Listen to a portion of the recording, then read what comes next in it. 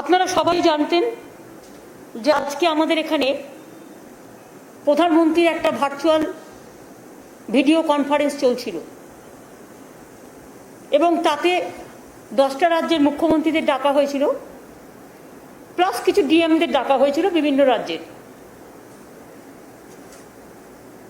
যদিও সিএমরা উপস্থিত থাকলে সিএমদেরই প্রায়োরিটি দিতে হয় বলে আমরা আমাদের রাজ্যের ডিএমদের অ্যালাউ করিনি।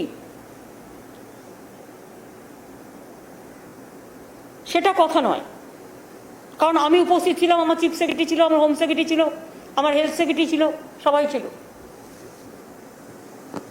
আমাদের যেটা সবচেয়ে বেশি খারাপ লেগেছে, একটা যুক্তরাষ্ট্রীয় কাঠামোতে মুখ্যমন্ত্রীদের অফিসিয়ালি আমন্ত্রণ জানিয়েও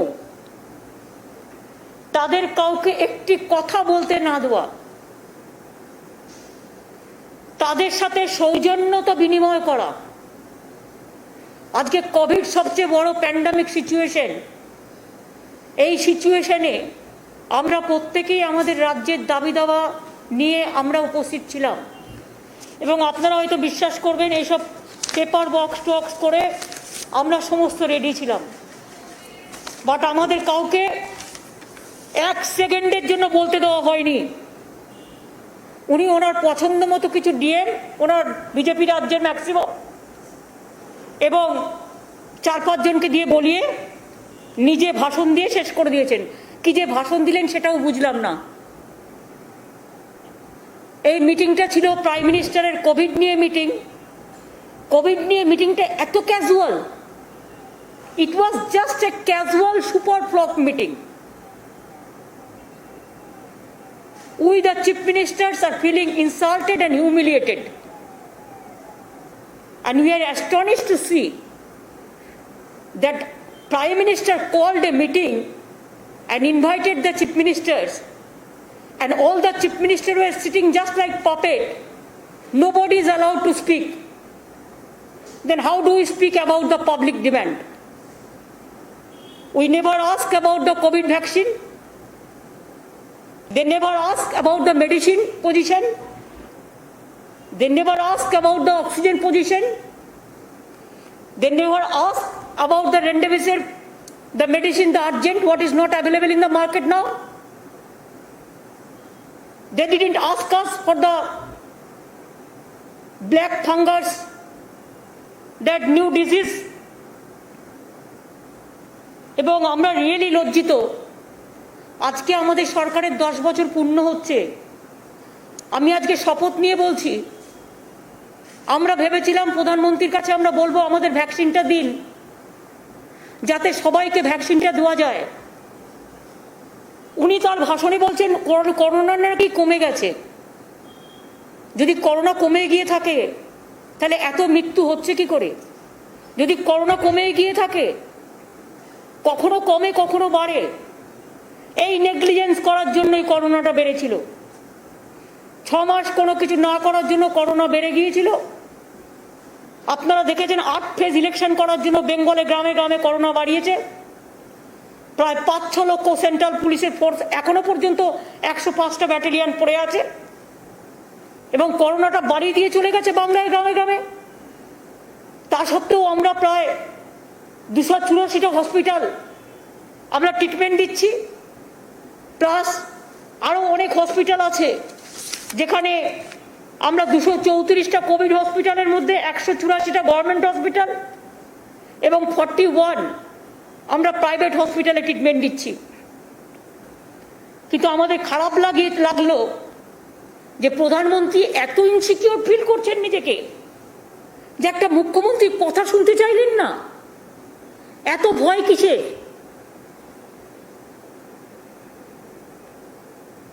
এত অবহেলা কিসের?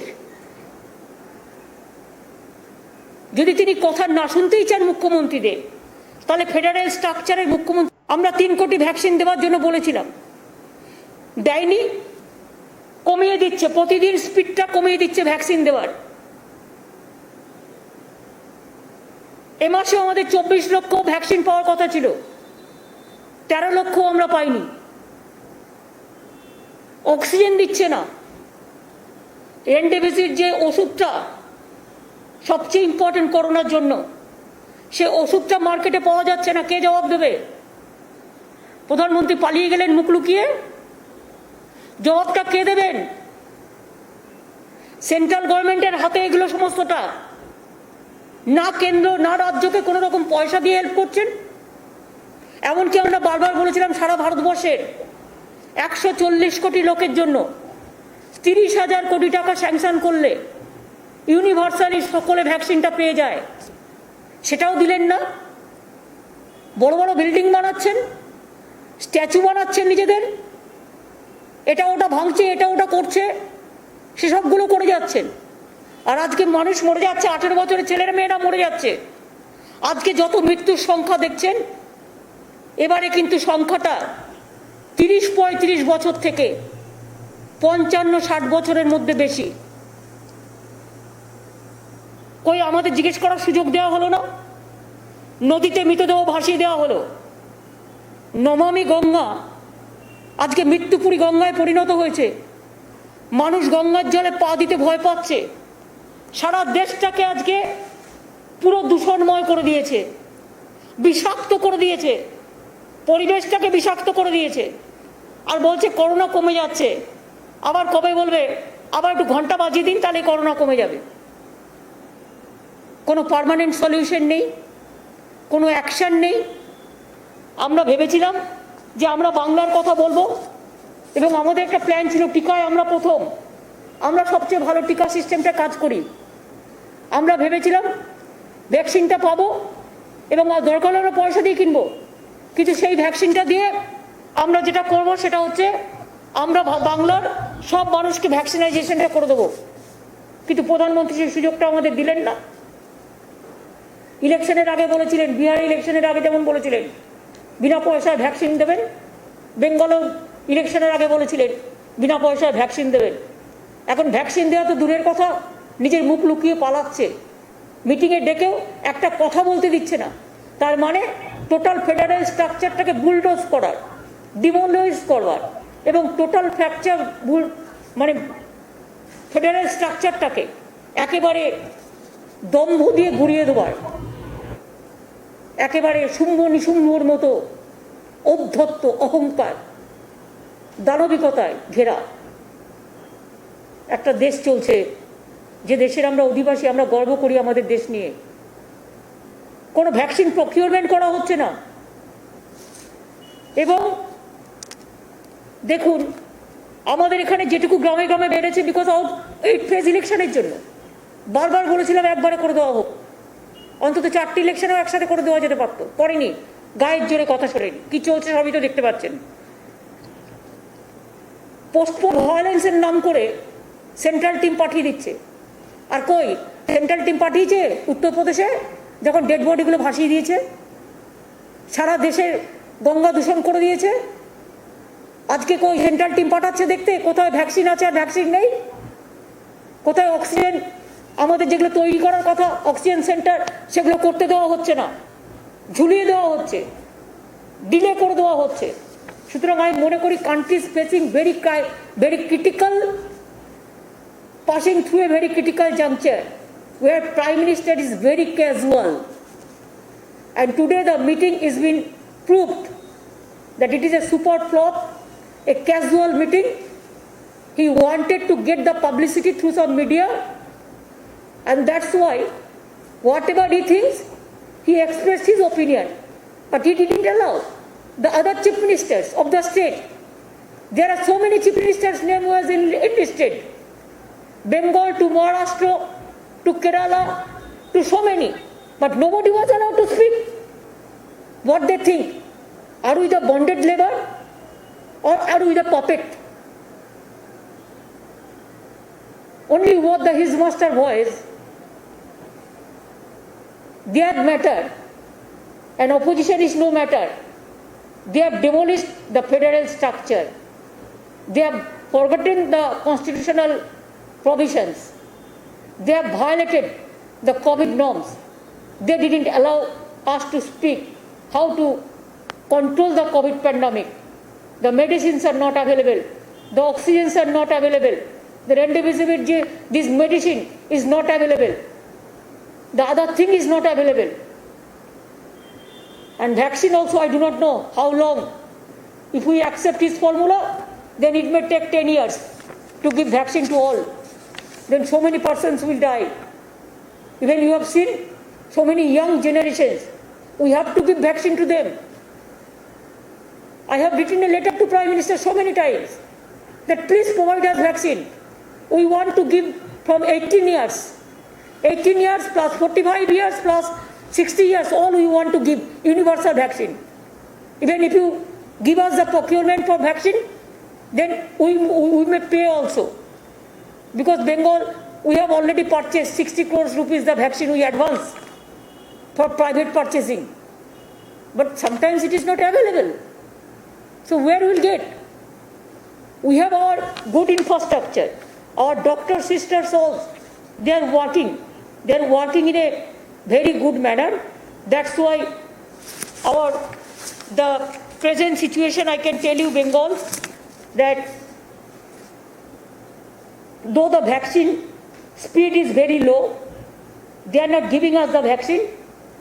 But instead of that, গরিব মানুষ পঞ্চায়েতে কাজ করে, মিউনিসিপ্যালিটিতে কাজ করে, 100 দিনের কাজ করে, এইসব লোকরা যাদের জন্য আমরা বেঁচে থাকি, তাদের আমরা চেষ্টা করছি যে যাতে তাদের আমরা ডোজটা দিতে পারি। আমরা আগে চেয়েছিলাম 3 কোটি ভ্যাকসিন, 3 কোটি ভ্যাকসিন পেলে আমরা 2 কোটি রাখতাম, দিতাম, 1 কোটি প্রাইভেটকে দিতাম, মানে 3 কোটি মানে 1.5 কোটি লোক পাবে, 1 কোটি মানে 50 লক্ষ পাবে, কারণ 2টো করে লাগে।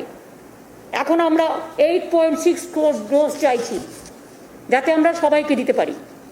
মানে 18 বছর বয়সের পর থেকে যে সংখ্যাটা আছে ওটার জন্য আমাদের প্রয়োজন 8.6 ক্রোর, কিন্তু কেউ পাচ্ছে না। আমরা এটাও বলেছিলাম যে তোমাদের যদি কেউ ফ্র্যাঞ্চাইজি করে এখানে কোনো কারখানা তৈরি করে, আমরা ল্যান্ড এবং অন্যান্য সব সাপোর্ট দেওয়ার জন্য তৈরি, সেটাও আমরা বলেছিলাম, কিন্তু কিচ্ছু হলো না। আমাদের ভ্যাকসিন দেওয়া হোক। আমি আজকে আমাদের 10 বছরের মামাটি মানুষের সরকারের পূর্ণ হচ্ছে। আমি বাংলার মানুষকে কথা দিয়েছিলাম দেব। আমি এখনও বলছি ভ্যাকসিন পেলে আমি পুরো সবাইকে 3 মাসের মধ্যে সব ভ্যাকসিন কমপ্লিট করে দেবো। কিন্তু গভর্নমেন্ট অফ ইন্ডিয়া যদি আমাদের না দেয়, তাহলে আমাদের হাত পেয়ে খালি থালা নিয়ে অপেক্ষা করতে হবে। তার মধ্যেও ইতিমধ্যে আমরা প্রায় 1.5 কোটি মানুষকে ভ্যাকসিন দিতে পেরেছি। আরেকটা জিনিস আমার আজকে জিজ্ঞেস করার কথা ছিল যে কখনো বলছেন 3 সপ্তাহ পরে 2টো ডোজ, কখনো বলছেন 6 সপ্তাহ পরে 2টো ডোজ, কখনো বলছেন 40 দিন পরে 2টো ডোজ, কখনো বলছেন 1 বছর পরে 2টো ডোজ। অ্যাকচুয়াল ব্যাপারটা কি? Is there any study, any research? What is the guidelines? কেউ জানে না। যেহেতু ভ্যাকসিন নেই, কখনো বলে দিচ্ছে 7 দিনে 2টো ডোজ। প্রথম দিকে কিছু দেওয়া হয়েছিল 4 সপ্তাহের মধ্যে, এখন আবার বলে দেওয়া হচ্ছে 40 দিন পর, আবার বলে দেওয়া হচ্ছে 16 সপ্তাহ পর। সকলে একটা ডাইলেমার মধ্যে আছে, আমরা জানি না কি হচ্ছে।